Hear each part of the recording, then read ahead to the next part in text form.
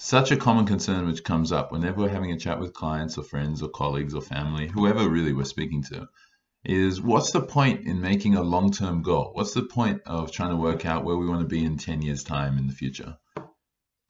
And the reason that they ask what's the point is because, something like COVID could happen and you could lose your job, or you could have a pay cut, or you might not be living in the same place, or your options might change significantly. We might be having a child, you might get divorced. There are so many things which could possibly change. What's the point in looking so far ahead when you're never actually going to get there? And there's a Zig Ziglar quote, which I always like to bring up at this point, which is the arrow that can't see its target is sure to miss every time.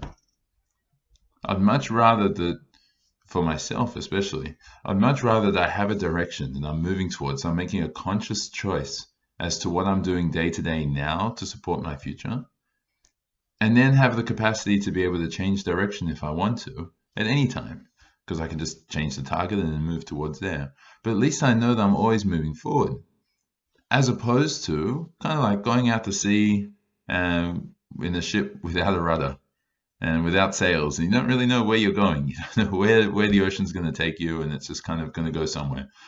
I'd much rather be focused now on where I want to get to, and then say, hey, I've made all of this progress in my life towards these particular places. And throughout every choice that I'm making, I'm focusing on growth as well.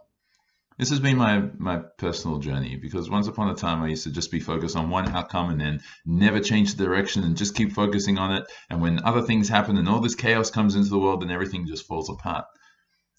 And I've also known quite a lot of people who refuse to look that far in the future because they just feel that it's too far away and it's too scary to focus there, because what if they don't get it?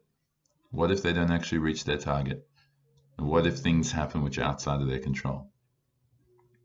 So the point which I'm really trying to stress is that you can make a conscious decision as to which direction you want to take right now.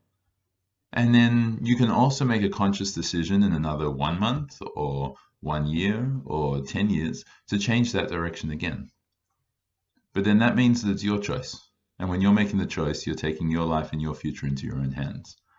So I'd strongly encourage you to do that as well. It's helped many clients and it's helped myself personally, especially. Let me know your thoughts.